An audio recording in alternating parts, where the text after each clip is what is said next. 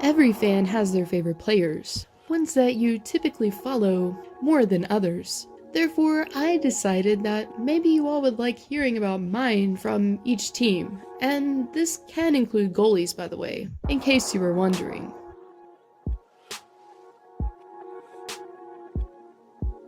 Considering I'm not generally an Anaheim fan to begin with, I had to dig deeper for this one, but came to the conclusion that John Gibson had to be it, as I remember watching him live and how he stole the game right out from under the Columbus Blue Jackets with his stellar play between the pipes. He's also an American, which sealed the deal for me.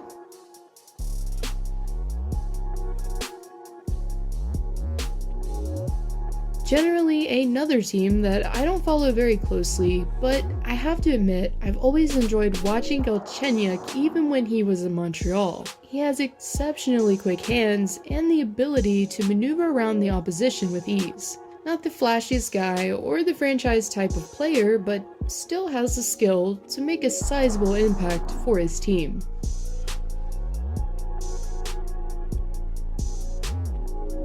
Okay, I'm sure you're probably shocked at this point, as a few of my videos have targeted the little ball of hate, but you have to admit, roasting this guy is just kinda fun, and it's pretty easy.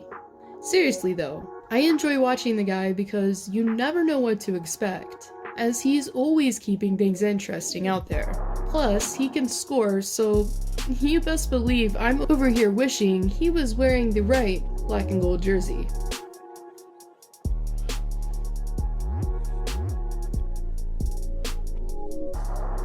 Not really a huge explanation here, other than Sherry was a big part of the Penguins' back-to-back Stanley Cup runs before he was traded. Coincidentally, he's also American. May I reiterate, it's Sherry, not Sherry, as a lot of people may think.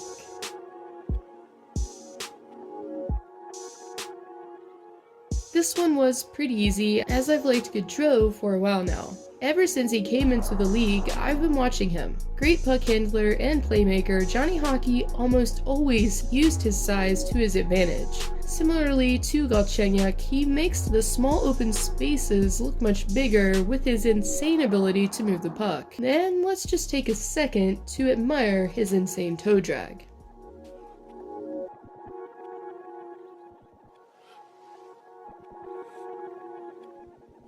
Ever since he came to Pittsburgh, Jordan Staal was always the right example of a player that gave his all for his team. I always admired Staal for his dedication on ice, and he was part of the glue that held the Stanley Cup team together in 2009. Not to mention, he was pretty funny as well. I'm wishing him and his team all the success in the playoffs, even though they have a tough task ahead of them.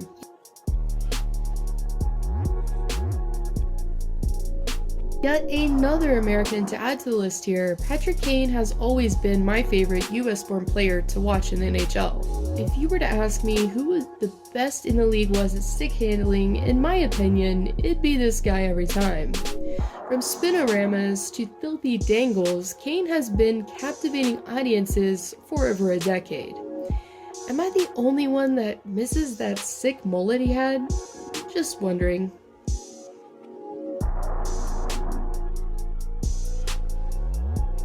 When I think of underrated, I typically think of MacKinnon. He's always been quick on his feet, but lately he's been getting more recognition for the immense speed that he brings to his game. He also has that rare ability to seemingly create more space in the middle of the ice because he's just that good.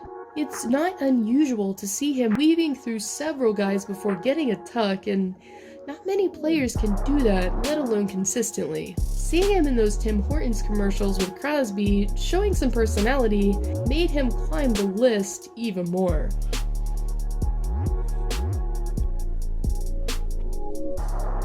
Okay, to be honest, when Panarin played for the Hawks originally, I didn't follow or appreciate his game like I should have. But when he came to Columbus, after seeing him play live so many times, I began to realize what an amazing player he was. Almost every time the power play unit came onto the ice, he was making things happen. Similarly to Ovechkin, the left point is his office, where he's utilizing his insane sniping skills. I looked for the guy at Panera when I was in Columbus, but I didn't see him. Oh well.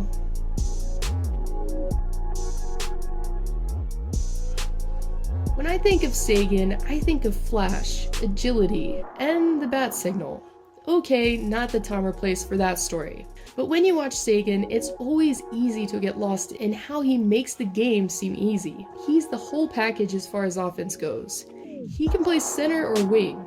He performs well at even strength, the power play, and in shootouts. Plus, I've always related well to the whole heart on the sleeve thing he has going on.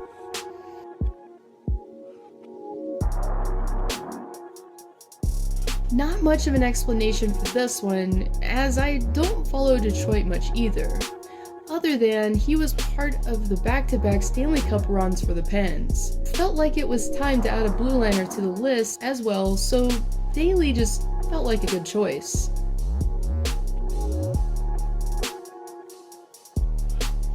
Another player in my opinion that is underrated is this guy right here. Since he plays on the same team and line as Connor McDavid, I feel like he's overshadowed by a small margin. If Draisaitl was on another team, I think he'd be the franchise player, similarly to Malkin or Kane. Not that he's better than McDavid or anything, just underrated. Also, the fact that he's a German player is also pretty cool.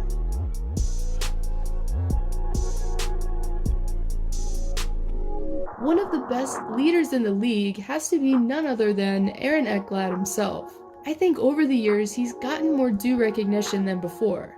But even still, the defenseman is one of the best in the league at what he does. He's not at a Burns or Giordano status quite yet, but I feel like he could be as he's still pretty young, at only 23. So maybe with time, we'll see him land in the Norris conversation eventually.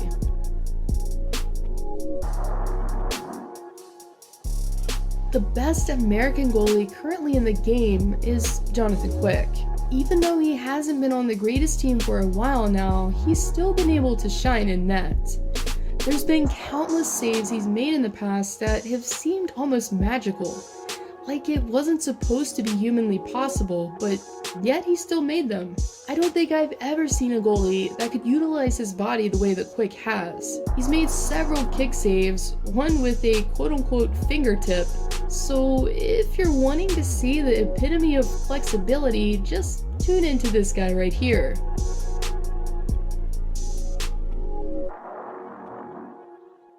It's not delivery, it's Donato. Okay, now that I've got that out of my system, here's why he's on the list.